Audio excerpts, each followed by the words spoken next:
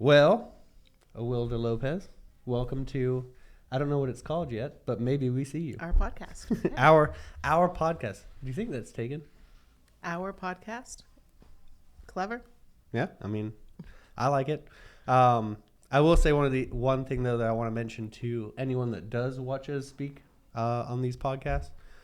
One thing that I admire and look up to about you personally, from when you joined us, what is it, two and a half years ago now? You had an energy about you that was very positive.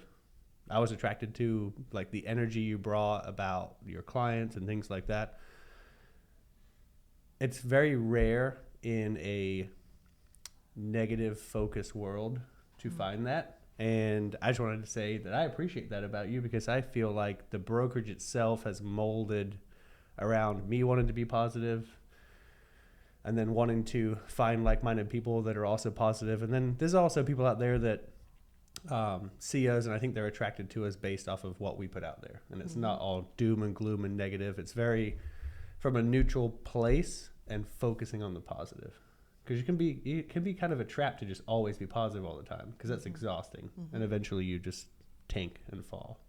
But if you kind of follow that neutral path and just see the positive, be appreciative and grateful for what you have, I feel like that's something that you have, I wouldn't want to say mastered, but something that you focus on.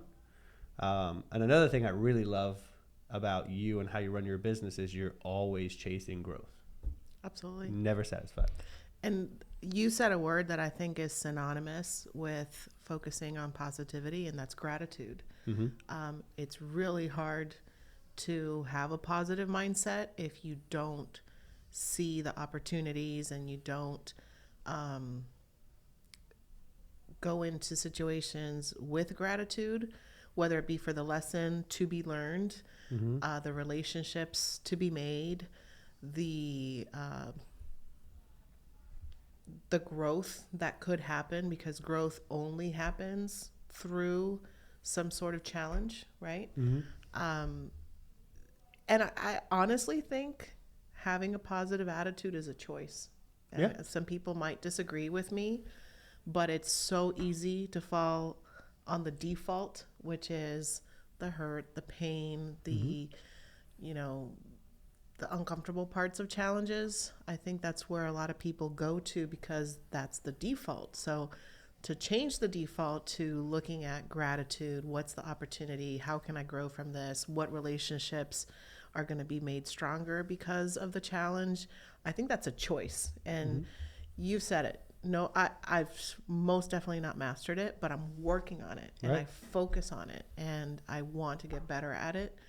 And because one can't be positive all the time, I've learned to be okay with those moments when I'm not feeling the positive parts of it yet, but I know that getting to that kind of positive state is closer each time for me. Yeah. Everything in life has an equal positive and negative side to it, right? You have grief and you have relief.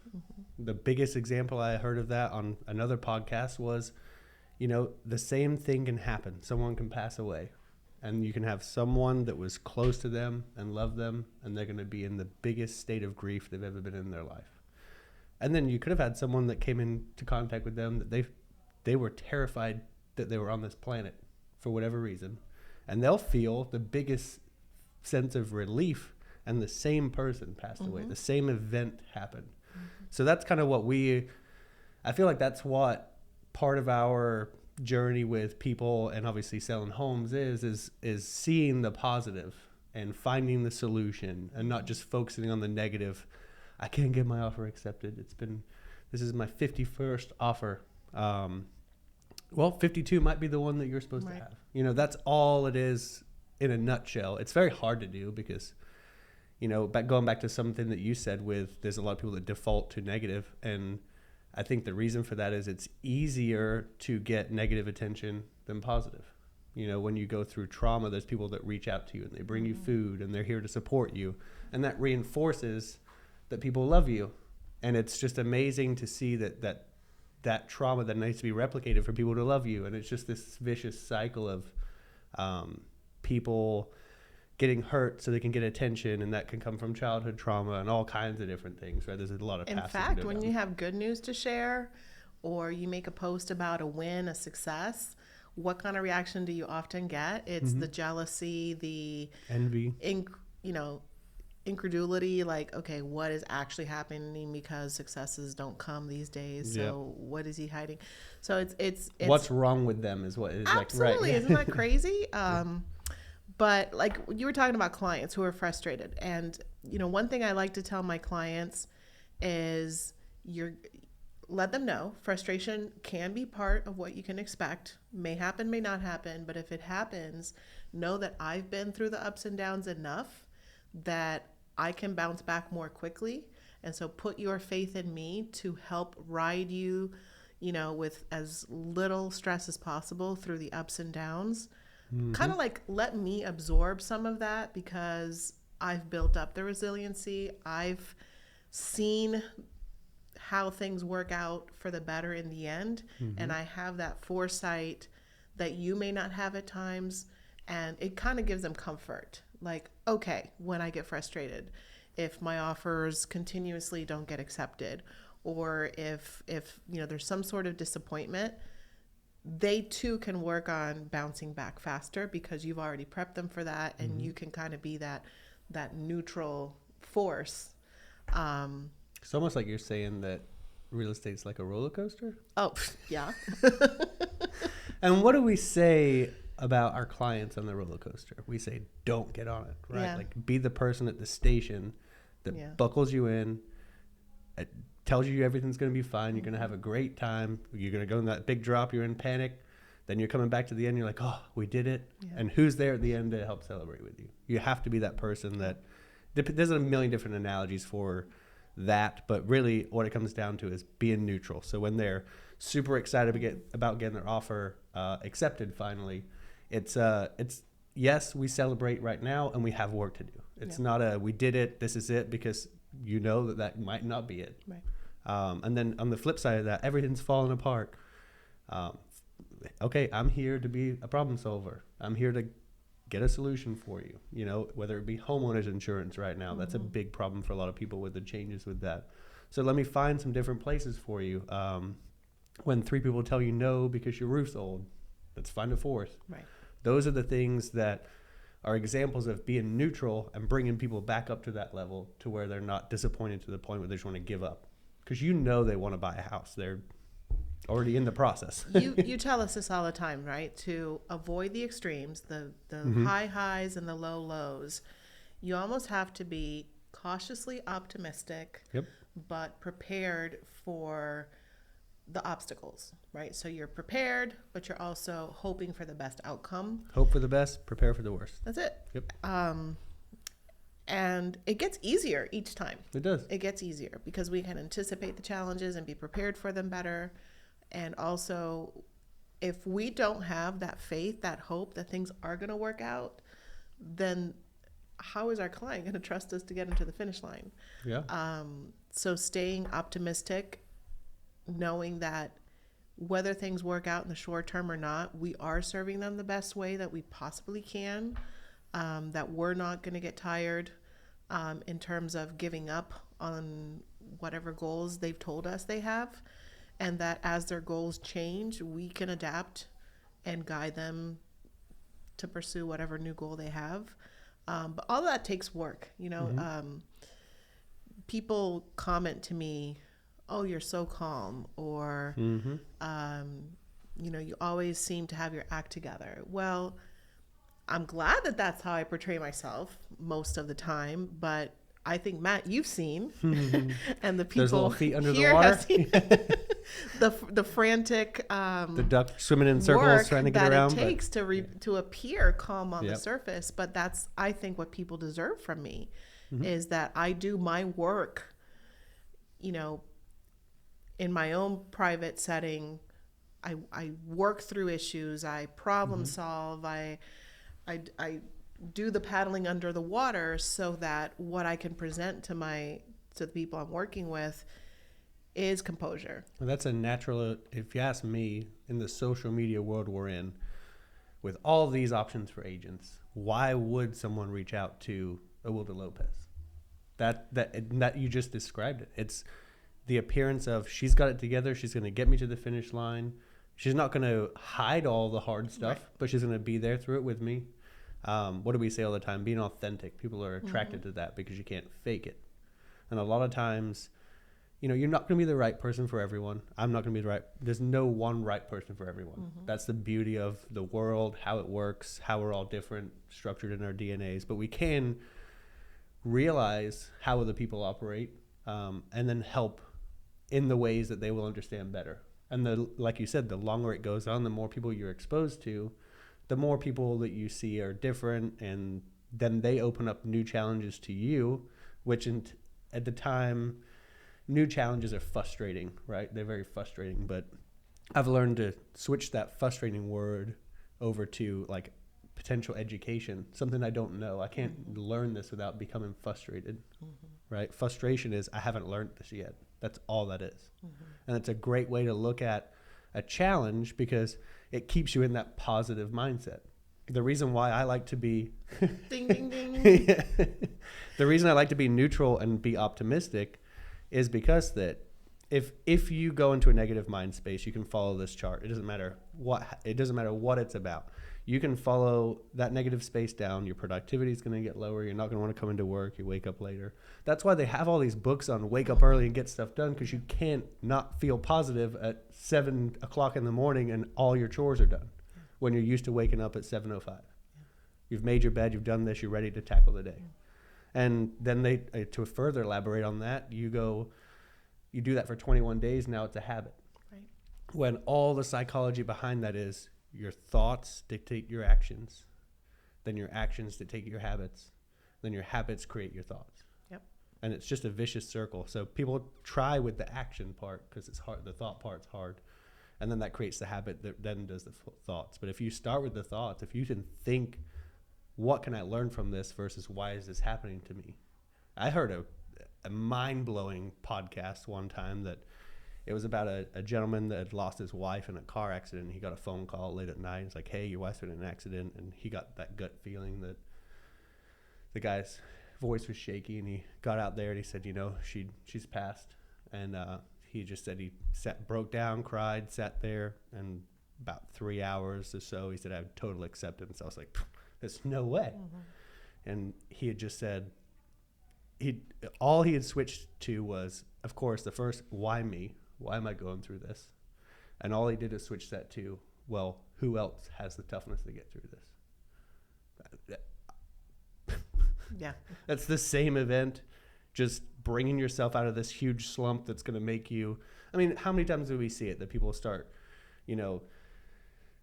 drinking more or using some sort of substance to forget the pain or numb the pain that they're in, and then they just fall into this hole of it's worse and worse and worse, and it just keeps repeating this vicious cycle versus just, what can I take away from this? It sucks. Reality can suck from time to time, and a lot of people who grew up with more trauma or been dealt a bad hand or whatever it is, or more obstacles in their life, usually built up more of a thicker skin or a resistance to the positive. Well, you said two things that I want to comment on. I don't know when we play this back. So challenges are good. Yeah. Challenges are necessary. Number one, for growth. And also, as somebody who I consider myself to be a problem solver. The human brain. Let's just imagine this for a moment. All right. Everything here at work is a well-oiled machine. Everything runs itself, right? Everybody's doing well in their own individual businesses. Clients are courteous and respectful and grateful. Inventory's great. People are getting great purchases. So when we come in, what's our purpose? Right. Right? There's no challenge. I can't tell you how many times I have switched my scenario, my circumstances because of a lack of challenge, because then you don't feel that you have a lot to contribute. A well-oiled machine is what we all strive for, but if we were ever to be in a situation where everything's running itself, then we would need to find a new purpose. Oh, that's a powerful word. Because it's like we all crave that utopia. I remember one of my college classes was about this utopian society, and we had to comment on it. And everybody in my class was talking about, that'd be wonderful if nobody was hungry, if everybody, had a good wage and everybody got along. And I said, that sounds like hell to me, that I have to get up at a certain time to have breakfast. What if I want to sleep in? So I value freedom, but I also value challenge.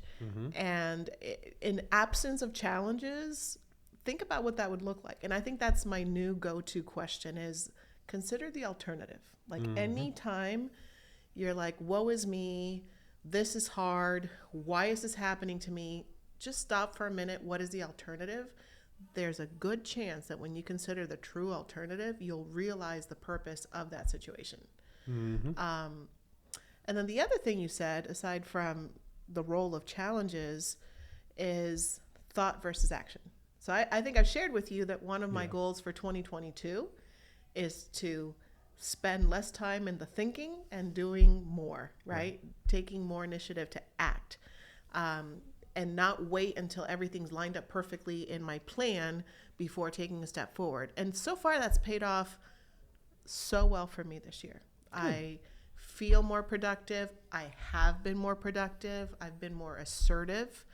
I've had clearer boundaries. I feel better about the balance in my life because I have acted in ways that show the people around me how I expect to function and how I expect my family to function and how the work-life balance. So those are two really powerful things that you said, Matt. Thought versus action, the role of challenges as part of your journey and the road to success, and then painting what success looks like and realizing that it's not what you think it is. Right. Absolutely. Done is not a thing. You're never done. It's like, okay, this chapter is wrapped up. What's next? And it's weird because in this business, I always feel like as you grow and get to the next level, your list gets longer. You don't get closer to your goals get bigger. You can ask any agent, I don't care where they are in the world. If you go from selling 10 homes a year to 20, you have different systems in place now. You have different, follow-ups, maybe hire an assistant, whatever it is. Going from 20 to 40 requires even more work to get there. And there's no rhyme or reason to where your goals can be or should be, or, that's for you to decide. But if you are willing to take the step to the next level to become that person, there's more work to do. And then when you get to the 60 home mark, then there's even more work to do to get to the next one, and more responsibility and more people needed around you to help with that. And then you've got to get them to buy into your purpose, which what also grows aside from the work growing is the capacity, though. It's like the more you put into the bucket, the larger the bucket gets, right? And the greater the capacity, also the greater your responsibility, and the bigger the opportunity too. For those people who have studied the growth mindset, the more elastic something is, then the greater it can stretch. So if you work on, that elasticity and you work on growing, your capacity grows, and also your thirst to grow.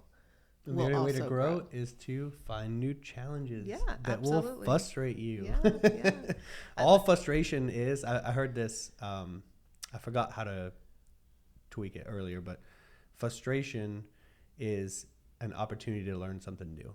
Like if you can just switch that in your brain. There's so many different things you can just tweak it in your brain. Like, I have to go to work out today. That's very negative in nature.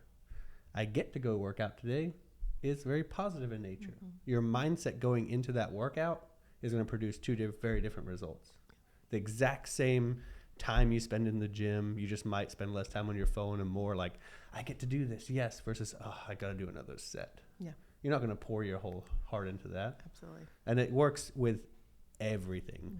One other thing I wanted to share with you that is a takeaway I had from a recent change that we've made within the brokerage knowing that we have to put that hat on sometimes and say, hey, the brokerage needs more support at an agent level.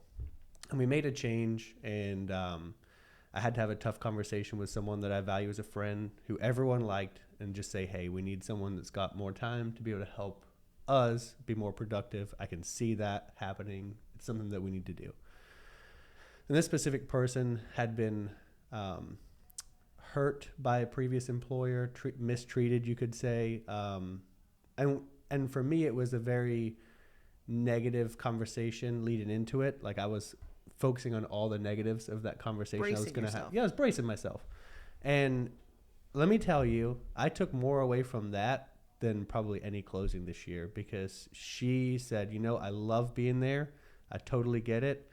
This might have been the push I needed to do something else. And I can tell you right now, if she hadn't spent 6 months here around the people that we have, that would have never happened. Mm-hmm. And that to me is, yes, I sell homes. It's not that I'm not going to quit selling homes, but that to me is more fulfilling, to see a positive impact and change in people. And we get to do that through real estate, but knowing that we can also affect change in just people we interact with, or people that support us, or people that buy homes from us or sell homes with us, vendor partners.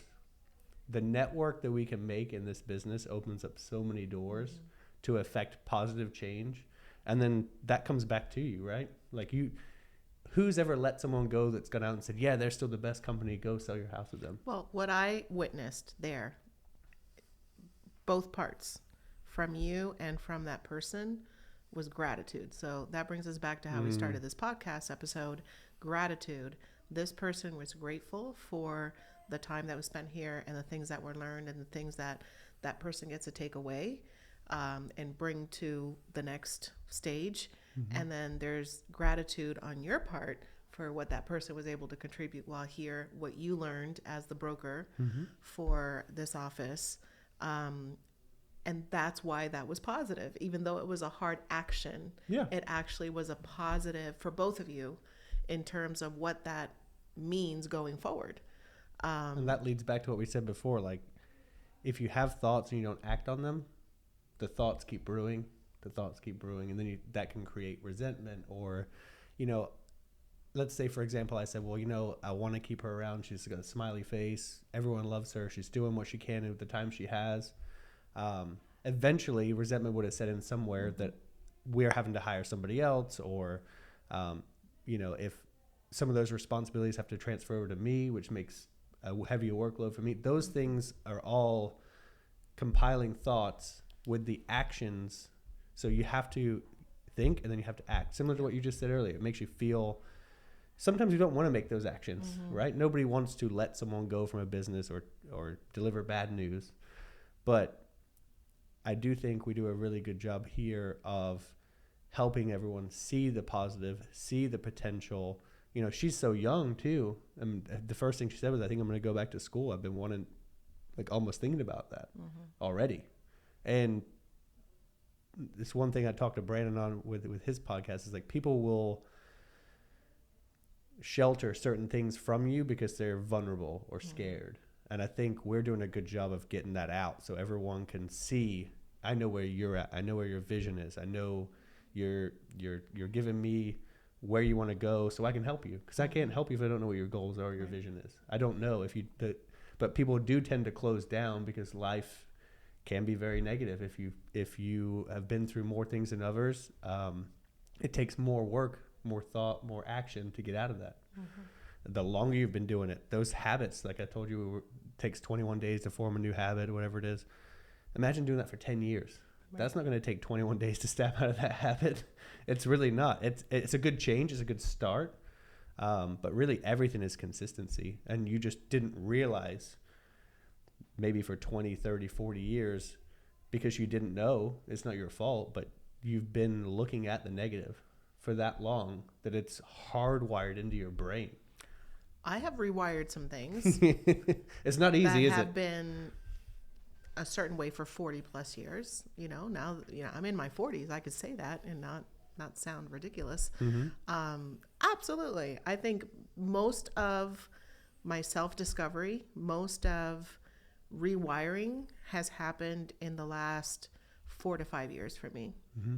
And a lot of it is having the courage to really look and be honest with myself about things that maybe I had been thought about and I was stuck in the thought of it for so long, and being real with myself about, okay, if you're uncomfortable with XYZ, what is the necessary action to initiate change? Because if you are uncomfortable with something, there's a reason for it. There's a root cause for it. Oh, and yes. Just stewing isn't going to change it. No, that's just sitting in your thoughts, right? Absolutely. You're sitting in your thoughts with no actions again. That's So again, sure. actions are scary. Certainly thoughts are less scary in the sense that there's less risk, right? You can Right. think whatever you want, Right. and no one would be Nobody goes the to wiser. jail for thinking of anything.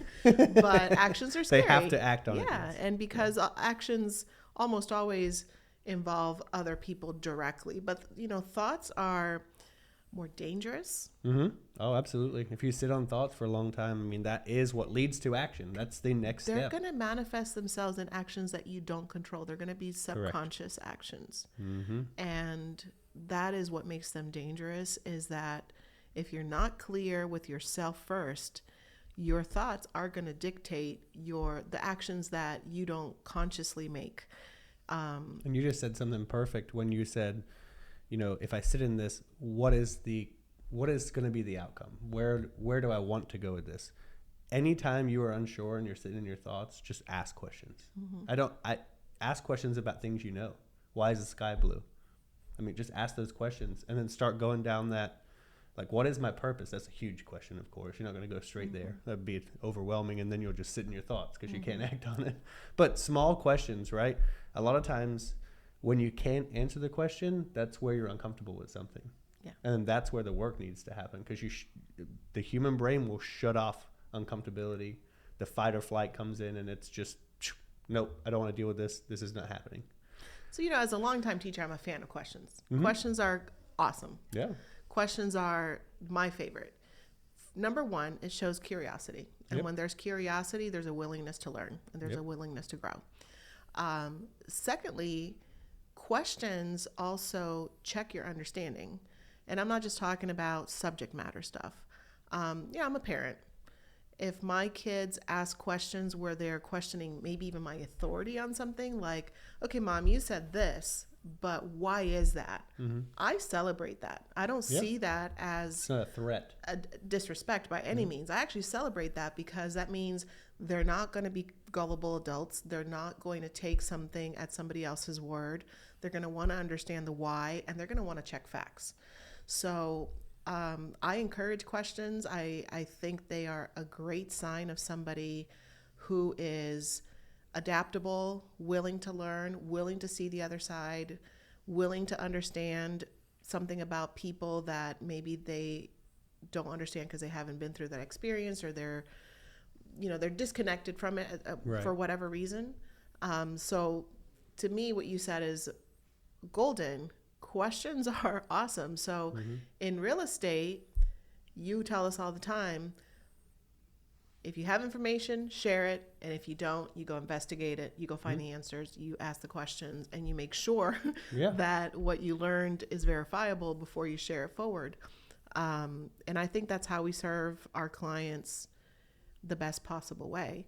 And the other thing that you said earlier that I wanted to comment on is every person has the ability to connect with certain people. But as Kate said earlier, she's not for everybody. Everybody's not for her. That's true for me. That's true for you. But I think we have such diversity in our brokerage in terms of every feature that there's going to be somebody here that anybody can connect to, right? It might not be me, it might not be you, it might not be, this person, that person. But if I come across the opportunity to serve a client, but I don't see that we mesh well, or that there's a connection there that's not really solid, I can almost picture immediately who in the brokerage I would want to introduce that person to. Yeah. That's huge. Yeah. It's that literally everyone wins in that case. I mean, I'm going through that now. I'm going to be going on vacation for 4 days, and I have people who will need something while I'm gone, and I know exactly who I'm going to connect them with. Yeah. So that I feel comfortable peeling away, and I know they're in the best hands. And I think that's important too when you're celebrating differences versus picking people apart. Again, it goes back to positive and negative. Like, I can celebrate that you are different in the fact that you are stronger here, and I can lean on you for that. Versus Brandon's stronger at setting up this whole podcast, and I lean him up for that, and then we can talk, and it's fantastic. And one thing you said, going back to the kids analogy too, right, is so when a kid questions your authority, the common answer, at least when I was a child, was because I'm the adult and I say so. That's a very, if you really break that down, I don't have the answer to that. Right. I don't know why. So shut up and listen. Right. Like, it's, so those are the questions to ask when you get triggered. The reason for getting triggered is because you don't know there's work to be done. It's so mind opening when you realize that. I'm angry not because the kid questioned my authority, because I don't know the answer. That's why I'm angry. And then usually it's a vicious cycle of, we'll go in timeout, whatever, you know.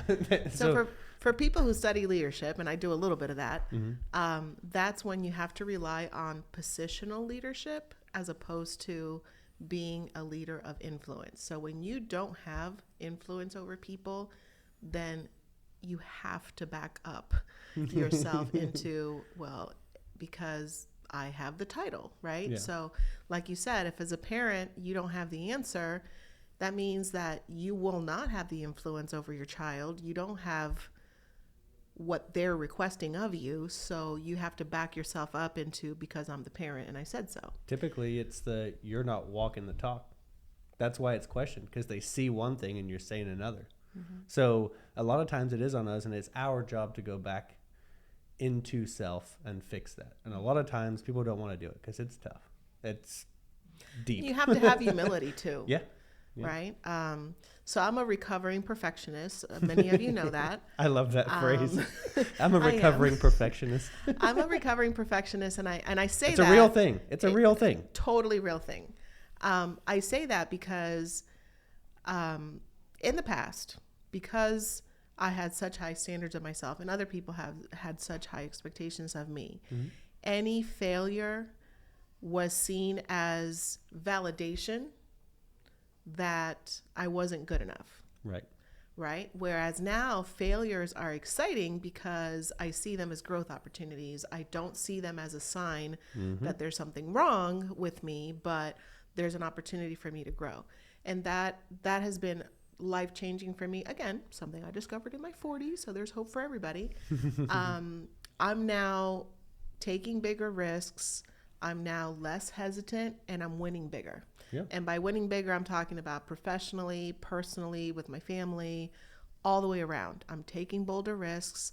And that also means that when I fail harder.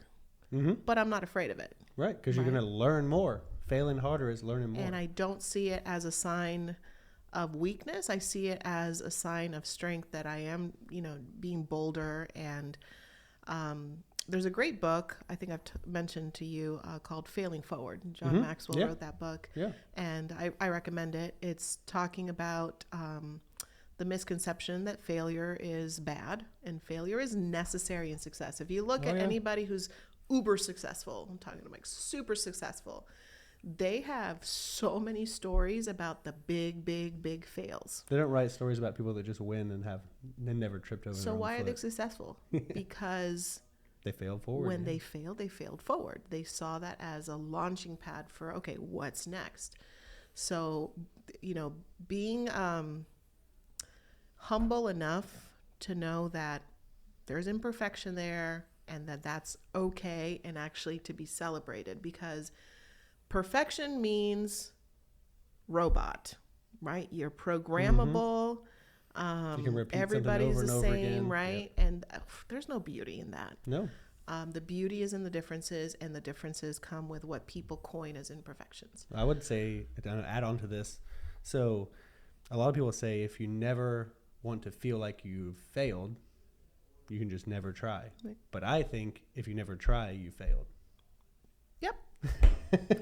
Put that on my wall.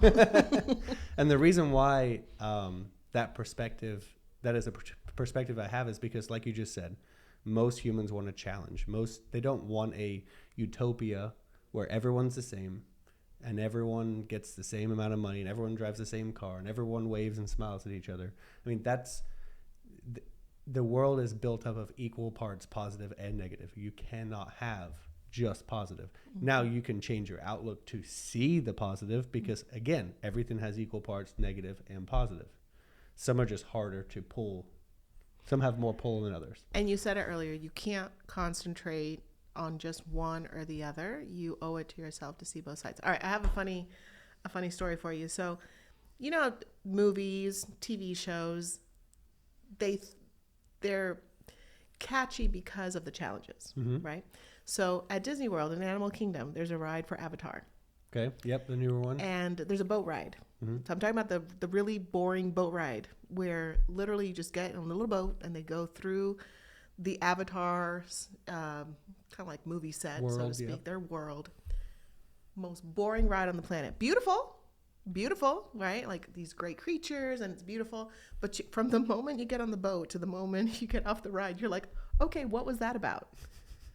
There was no challenge. There was no thunder. There was no evil person. Like, you know, there was no where what I'm trying to say is the reason that was like, to me boring. Some people might like the ride. To me, where was the challenge? Right. Like nobody was trying to get killed. There was, you know, so. Unlike the movie, which was very dramatic. Correct. Housing torn away from this one village of people. Correct. And yeah. So why did Disney decide to make a ride that had zero climax, zero problem to solve? To me is so not Disney, but because of course Disney is very violent. I got the answer. It was to reduce wait times. Well, there's always an answer. I don't go seek that ride anymore when I go to. So now they can say our average wait time is lower because of that one ride is super boring. So there's an evil plan there. I haven't actually been for full disclosure, so sorry, Disney. That's not my opinion. I guess my point in bringing that up is, you know, about my comment about this utopian society earlier. It's funny that the things that we strive for, right, the things that we label as our goal, is something that we actually would not want to sit in for very long. Right. We'd be there. It's like getting to the peak of the mountain, say this is gorgeous, but we wouldn't want to like move there. How many inspirational people have you seen? And Kobe Bryant's probably one of the first ones that comes to mind, when they say the destination is the journey. I mean, Yep. Listen to the people that are where you want to get to, and listen to what they say. It's not the cars they drive. It's the process of getting there that was the most gratifying part.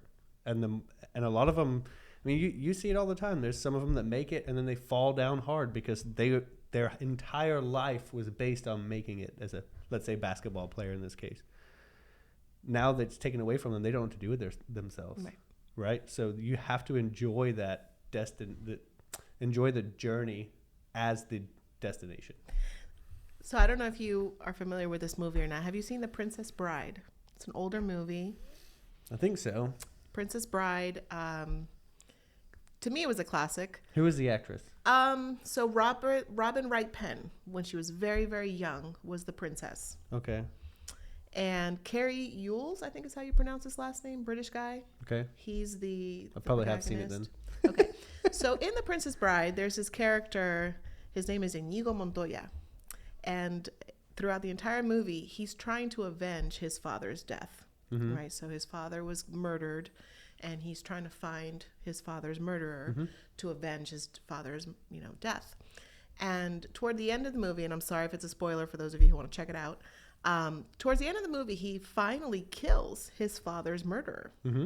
And then he doesn't know what to do himself because that has been his life's mission. Yep. And literally, he throws his arms up and says, I just don't know what to do next. Like, I'm depressed. Yeah. Yeah. I've got another movie reference for that. It's do it. Childish movie, though. Now we get to compare our movie preferences. It's one of my kids' favorite movies, and it has the exact same like almost line, and actually they actually say it in it. It's Penguins of Madagascar. Should watch it. It's an action-packed movie. It is amazing. Yes, I'm saying this as a 35-year-old. So there's an octopus in the movie, and he is overshadowed by the cute penguins in the zoo, right? Okay. That they're at. And he dresses himself up as his Dr. Bryant or whatever. There's a lot of cool little things in that movie. But the point of it is he creates this serum that he's going to make all these penguins super ugly so people hate the penguins, right? So he collects all these penguins of every zoo he's ever been to, and he gets them in his submarine, and he turns them all into monsters. And he jumps down, he's on the mic, and he's like, I'm so happy, yet I'm sad. Because now what do I do with my life? And then, they end up like reversing it, and then he gets put in jail or whatever. But like he gets to that point where he's fulfilled that. And a lot of times, these movies all have the same kind of thing because they're so true. I just finished watching some of the Ozark, and someone got revenge and killed their person that killed their cousin. And then you just feel this huge emotional just outburst come out because you're not happy. You thought you would be, but you're not. And the deeper meaning to all that really is, don't let your emotions be stronger than your mind. Because if you're in any of those situations, your emotions are stronger than your mind, right? That's a really charged emotion. When you lose a loved one or someone kills someone that's a loved one, I mean, you can totally relate to all of that. Like nobody would be like, she's terrible because she did that. No, I get it. But she's not fulfilled at the end. And the reason is because if she'd have taken the emotion out, if it didn't overpower her mind, she would have known that's not the right thing to do. It's not going to fill my cup. But a lot of times your mind will play tricks on you and say, well, what if they do it to another one of your family members? What if you get hurt again? Like all the questions that are going on in your mind without you realizing are negative. And they're reinforcing that emotion. Back that up to an emotion you probably can overcome, because that one's a tough one. What gets you out of bed in the morning? Your emotions keep you in bed. You want to be in bed. You're tired. Your mind gets you up. No, I've got to get going. I've got to go do this. I've got to do that. You're comfortable. You're safe. Yeah. Everything just those little things, if you can just be aware of them, you'll start to see a shift. And then when you get into the next phase, you'll start to create those thoughts that take new actions. And then you start creating the habits, kind of like what we said earlier. But if your mind can be stronger than your emotions, you will change. You might not get it at first. There might be an event that happens where that clicks and you're like, oh, I heard that before. And then when you can relate to it, you'll be able to put it into actual real world action, and then you'll see a different response. And then your body will be like, oh, this is what it was about. This is how I want to live. Like, I want to be happy and not stressed. And a lot of people try to change things in their life to not be stressed when all they need to do is change how they're looking at it. Which is really, it's eye-opening. It's very tough to work on because it's all about, it's you against you. It's all up here and it's you against you. And it can be exhausting at times. It can be challenging at times. But again, change exhausting to fun and change challenging to growth. And then now you're having fun and growth times. I mean, it's the same thing that's happening. But yeah, there's a lot of people that I follow that study the human brain. One of my favorite examples, all-time favorite example, her name's Dr. Vanessa Aponte, I think. She was at a conference, and she's trying to tell everyone that life is perfect the way it is. You just have to see it. And one lady puts her hand up, and she goes, no, I don't agree. And she goes, well, what's up? She's like, well, my husband and I both work a ton of hours, and if he's on his phone at my son's soccer game, that's not perfect in my eyes. And I was like, got him, it's not perfect, right? With the totally relatable comment. And she goes, I don't know how I would have handled this without seeing that, because I'd have known that it should be, but she had a perfect response to it. She said, well, look, how do you feel when you feel like that's the wrong thing that's happening? Like, who are you? She's like, angry, I want to just yell at him, and I know if I yell at him, then we'll both be yelling at each other, then we'll both miss the game, and like nothing good comes of that. So she was a smart lady. She knew she couldn't yell at him, but there's nothing to do, and she just felt angry, and then she'd take it out on him later. She's like, I just want to punch him. And everyone's starting to laugh. The audience is laughing. And she, the doctor takes her through all that. And she said, well, at the end of the day, you think he should be watching because probably in your childhood, you went through some trauma where you weren't paid attention to as a child. And she just, whoa. Yeah. She's like, oh, yeah, that's hard. I haven't dealt with that yet. And then she said, and then she flips the script on her, and she says, he is meant to be in your life. And this was powerful for me. She's like, he is perfect for you and meant to be in your life because you have to go back in and tend to self and heal your wounds to know that everything is perfect. If he wasn't there doing that, if that person wasn't with you doing that and making you question that and getting upset and angry, that's the trigger for what do I need to fix? Yeah, he's the catalyst. Yeah. And so at the end of this whole thing in front of the 300 people, she's like, you turn around and you say thank you. yeah. And I was just like, whoa. She just took this negative thing that is totally relatable and switched it around and then threw it back at them and said, no, you change the way you think about the same exact event. You go in and tend to self. She did say that sometimes it's time you go great mother or great father on that person. You say this will end, but you don't hold those things over people's head and resentment because it just dictates those thoughts that then create those actions you can't control because your subconscious thoughts have always been doing that. Have you ever watched a movie where there's a character that had like no apparent purpose? Like, I'm not talking about the extras. I'm talking about like a named character that gets credit at the end. But that has no purpose. No, like you're like, I don't understand why this person was even in this story. Well, you know, I default to everyone has a purpose, so I can't. I can't physically see that. I'm asking this for a reason, right? Okay. So you probably can't think of a No. movie where there's a character, a named character that had a role, speaking part, and you're like, I have no idea why this person was in the story. Right. I think that's true in our lives. Like going back to, I'm working off of what you just said. So if every person we cross paths with, whether it be a positive or a negative interaction, if they have a purpose, Yep. I think we owe it to ourselves to find out what that purpose is.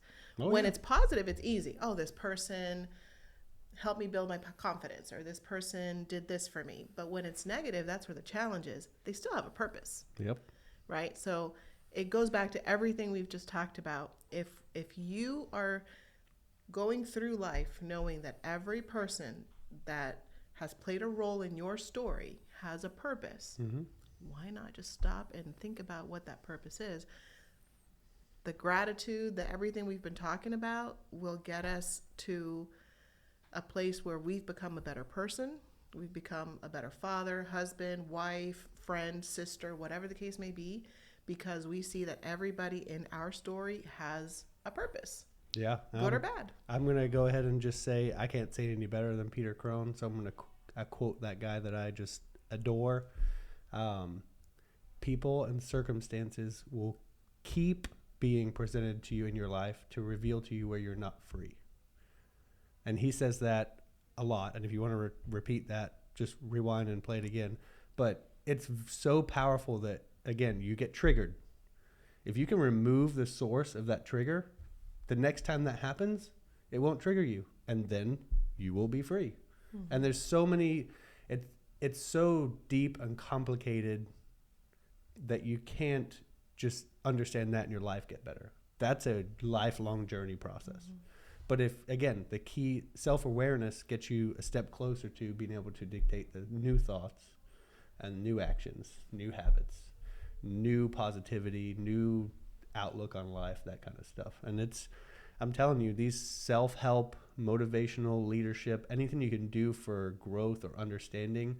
One of the big things for me is the understanding other people and knowing that you don't know what they've been through. They can act like a fool.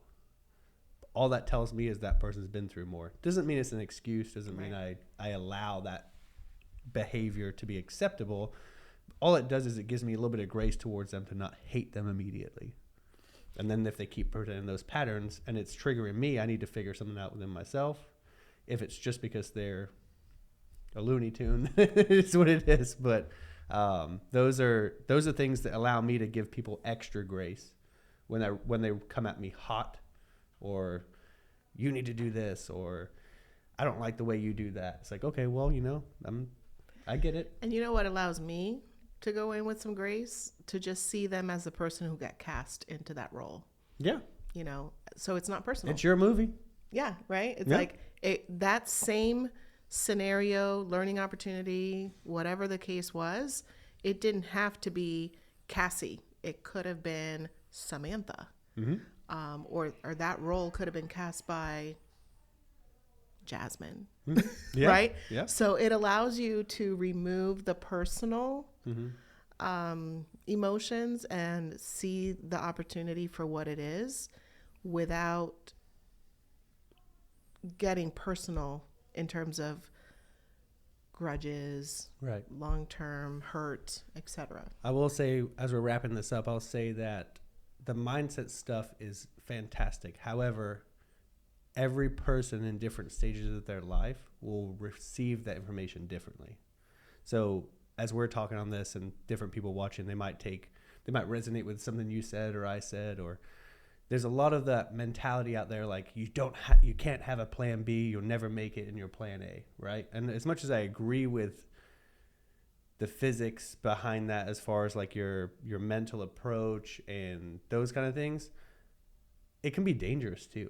Because if you take that and say, I'm going to be a musician, and you don't have a plan B, and you have literally end up homeless on the street, that motivational talk just had you fall in a hole. So make sure you take everything with a grain of salt. Make sure you ask those questions and figure out, yeah, I love the way this person's making me feel right now when they're speaking. Let me put it in a real world application. Make sure that it's not going to hurt me later too. Make sure you're like you just said, it's my movie. It's your movie. It's your movie.